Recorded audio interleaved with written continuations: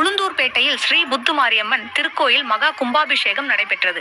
இந்த கும்பாபிஷேகத்தில் ஏராளமான பக்தர்கள் கலந்து கொண்டு சுவாமி தரிசனம் செய்தனர்.